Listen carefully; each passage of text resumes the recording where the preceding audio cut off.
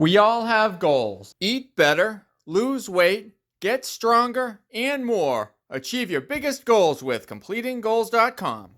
Hi, I'm Andrew Zwicker from CompletingGoals.com. It's almost the end of 2020. Time to say goodbye to last year and welcome in the new year. It's 2021. And let's make this the best year ever. Time to achieve your goals. And a big part of that is setting a New Year's resolution and following through with it. A lot of people have New Year's resolutions. They want to lose weight, they want to quit smoking, maybe they want to sleep better.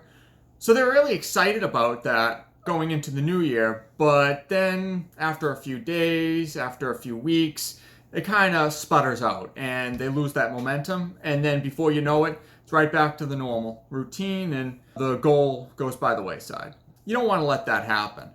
So how do you prevent New Year's resolutions from sputtering out like that? You have a plan and you come up with how you're going to do it. How are you going to execute on that plan? For example, if your goal is to lose 50 pounds for next year, if that's your New Year's resolution, how do you do it? Do you cut out the junk food? Do you change your diet more drastically? Change to a vegan diet? What about exercise? Maybe incorporate 30 minutes of exercise a day? Maybe an hour. Some people, they might be able to put in a full hour of exercise a day and they might end up having more success. But if you only put 20 minutes, that's still going to lead to progress. It might not be 50 pounds, maybe you'll only lose 20 pounds, but that's still a worthwhile New Year's resolution to pursue.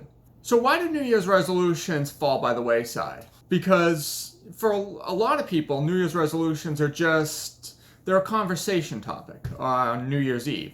So you might be chatting with your friends or your family, and the topic of New Year's resolutions comes up, and your friend might say, "Oh, I want to quit smoking." And you might want to respond back, "Yeah, I have it as a goal to lose 20 pounds." But then there's not really an action plan behind that. It's got to be more than just a desire. There's got to be planning that's involved with getting to where you want to go. So what if you're a few weeks into your goal and then you hit a little bit of a rough patch? You have a craving for certain foods and you've been strict with yourself for a while, but now you're craving it enough where you relent and you go get some of that food. Or you're at a birthday party and you are craving the cake and you decide to let yourself have some cake. Is that a failure? Well, maybe not. Maybe you allow yourself a cheat day. But what you don't want to do is to completely get off track. One of the things that can really help with weak points like that is to remember why you set the goal in the first place. So that brings me to the brainstorming session that I recommend. For the brainstorming session, you got to think about, why is this goal important? For quitting smoking, the reasons you might come up with are to feel healthier, to live longer, to avoid having secondhand smoke for your family, also even to save money because cigarettes are pretty expensive. So write all those down. Those are motivators. Those are reasons why you want to pursue the goal and things that you can reflect back on if you're struggling with the goal.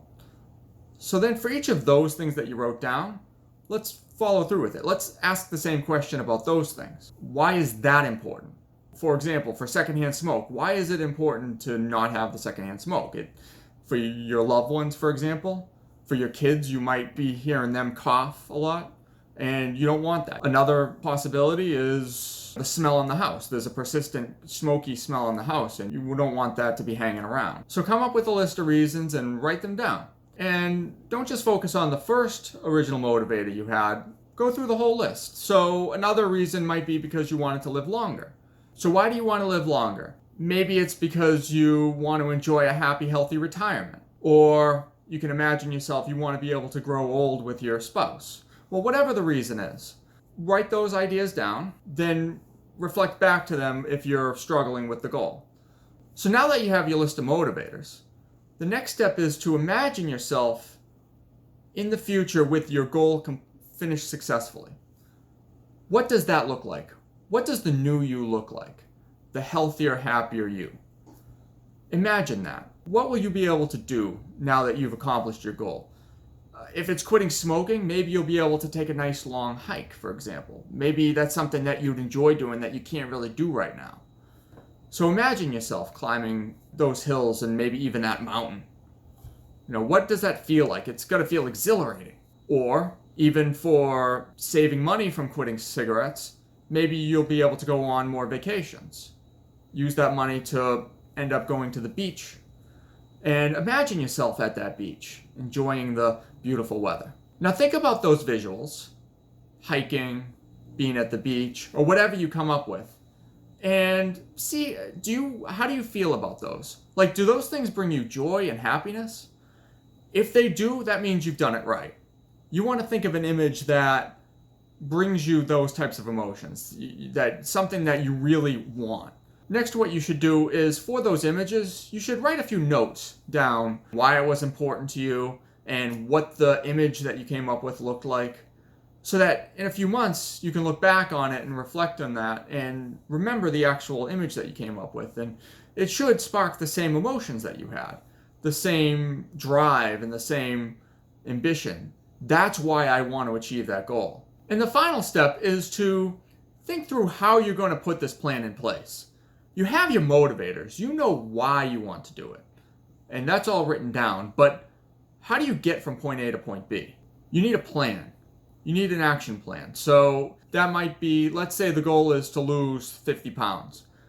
To make sure that you set aside 30 minutes a day, an hour a day, or whatever it is. Maybe it's you need to change your diet, eat certain types of foods. Maybe it's to talk to your significant other about buying certain foods, not buying junk foods, for example. Or let's say the goal is quitting smoking. Maybe you use e-cigarettes, or you use the patch or the gum or any of the other tools that help you taper off. Or maybe you decide that the best course of action is to go cold turkey. Maybe not. That might be setting yourself up for failure, which you don't want to do that. But you gotta kind of decide what's the best approach. And by all means, ask your friends, family, others who might have quit smoking. Look online, do some research, and see what people suggest. What are the pros and cons? And think through them. And come to a decision and document it. Write down what your plan is. And you're going to be referring back to that every so often. I'd suggest every week having a session where you review your goals and see, are you making progress towards them, or are you starting to slip? And as part of that, you can review these notes to help keep you on track and to also see, are you reaching what you expect or are you not, and how do you correct yourself if you need to? Let's say your New Year's resolution was to quit smoking, and you're a few weeks into it, you haven't had a cigarette, but you're really tempted. What you need to do is figure out, when are you tempted? What are your weak spots? Maybe it's when you're taking a lunch break from work and you normally come in a certain entrance and you're kind of tempted to have that cigarette as you're re-entering the building. Well, maybe there's an ashtray there. What you might want to do is maybe you need to bring lunch to your desk, or to go in a different entrance, one that doesn't have an ashtray like that. Figure out what you can do to help avoid the cravings, to avoid the temptations, to keep yourself on track. Maybe it's thinking back. Every time you go in, you think back to that image that you came up with in the brainstorming session.